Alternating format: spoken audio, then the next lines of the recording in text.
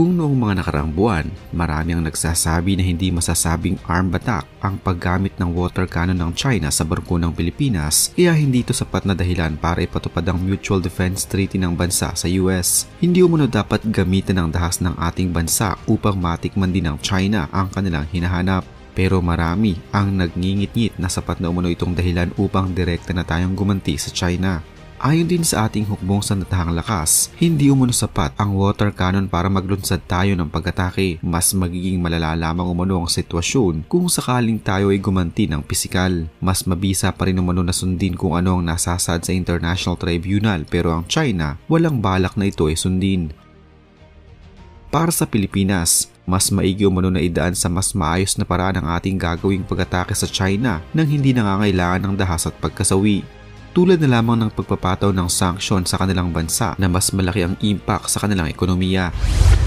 Redline ng maituturing at malapit na sa aksyon ng giyera kung sakaling masawi ang isang Pinoy mula man sa Navy o Coast Guard dahil sa ginagawang pang-water cannon ng China at pambubuli nito sa mga barko natin sa West Philippine Sea. Nangangailangan ito ng karampatang aksyon at mataas na level ng responde mula sa ating gobyerno. Ito ang naging sagot ni Pangulong Ferdinand Marcos Jr. nang siya'y tanungin tungkol sa issue sa South China Sea. Ang pahayag na ito ay mula sa kanyang keynote address sa pagbubukas ng 21st International Institute for Strategic Studies o IISS Shangri-La Dialogue sa bansang Singapore noong 31 ng Mayo.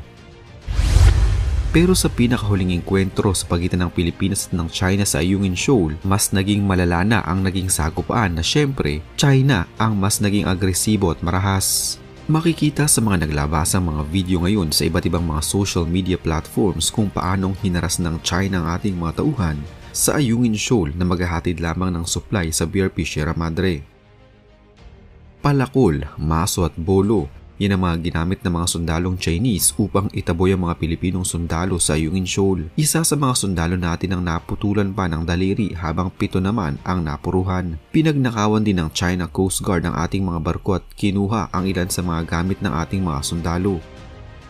Dahil sa mga nangyaring ito at sa mga nangyari pa noon, sapat na umunong dahilan ng mga ito upang ipatupad na ng Pilipinas at Amerika ang kanilang Mutual Defense Treaty. Pero ayon sa mga eksperto, ang ginawang aksyon na ito ng China ay para umano akitin ang Pilipinas na lumaban at magsimulang magpaputok ng baril. Nais ng China na kumagat ang mga tauhan ng Philippine Navy sa kanilang bitag at mapilitan ng mga sundalo na unang magpaputok upang sa huli ay masisi sakaling mauwi ang tensyon sa West Philippine Sea sa shooting war kasunod ng mga nangyaring kaguluhan sa pinakahuling rotation and resupply mission sa Ayungin Shoal nitong Lunes.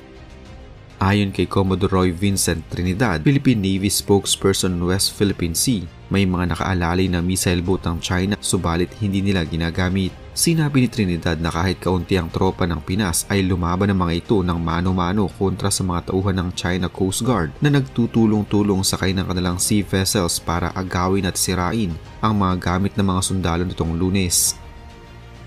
Ayon kay AFP Chief General Romeo Bronner Jr. sa isang press conference sa pagbisita niya sa Puerto Princesa, Palawan, lumaban ang mga tauhan ng Philippine Navy gamit lamang ang kanilang kamay laban sa China Coast Guard personnel na armado ng bolo ng harangin at sampahin na parang mga pirata ang maliit na bangka ng Pilipinas.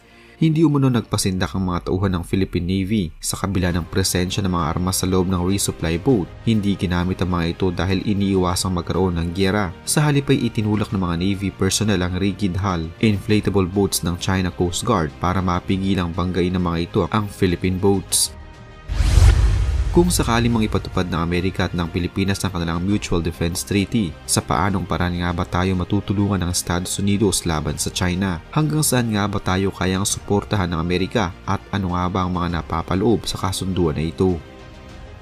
Matatandaan na ang ating bansa ay dumaan na sa maraming pananakop at giyera mula sa mga dayuhang gustong makamit ang ating mga lupain upang hindi tayo muling masakop.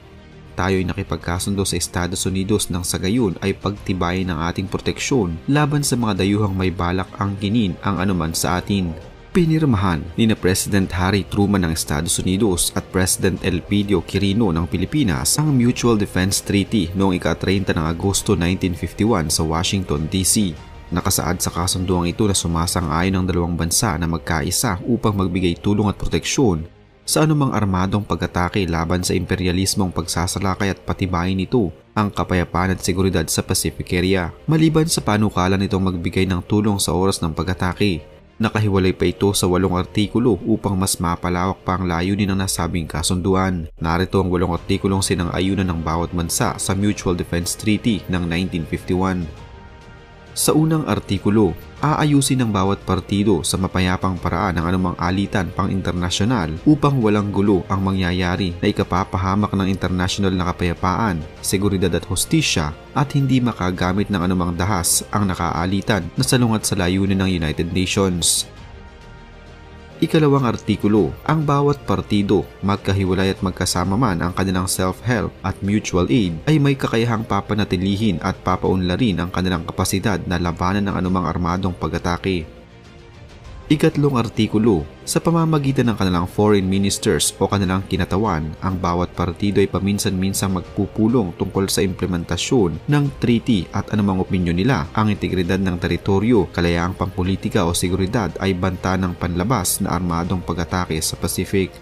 Ika-4 na artikulo, anumang pag-atake sa Pacific area ay kinikilala ng bawat partido na mapanganib sa kapayapaan at seguridad ng bawat bansang kaanib at dapat kikilo sila upang malaman ng mga pangkaraniwang panganib alinsunod sa mga proseso ng konstitusyon. Anumang pag-atake at lahat ng hakbang gagawin bilang kalalabasan ay dapat inuulat sa Security Council of the United Nations. Ang nasasabing mga hakbang ay mawawakasan lamang kapag ang Security Council ay nakagawa ng mga hakbang kinakailangan upang maibalik at mapanatili ang pandaigdigang kapayapaan at seguridad.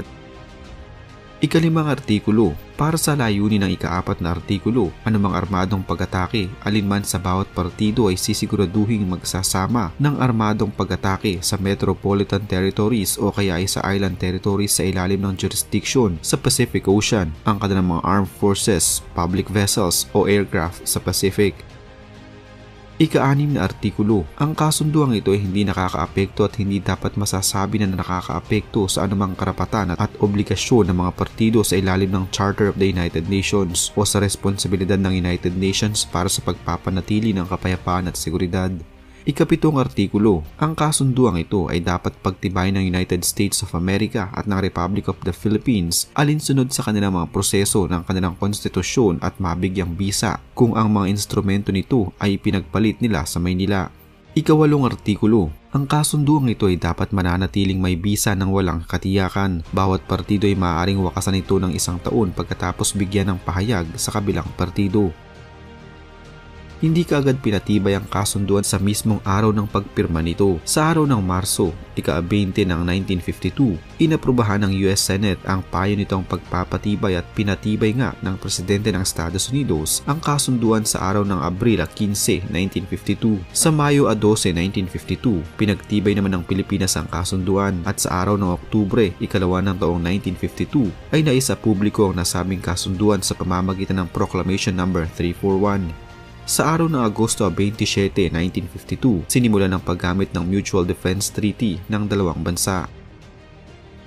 Kasalukuyang nadagdagan ng mga bagong alituntunin ng kasunduan dahil humihingi ng paglinaw ang Pilipinas kung ililigtas ba sila ng Estados Unidos sa lumalaking tensyon ng agawan ng teritoryo sa South China Sea laban sa China.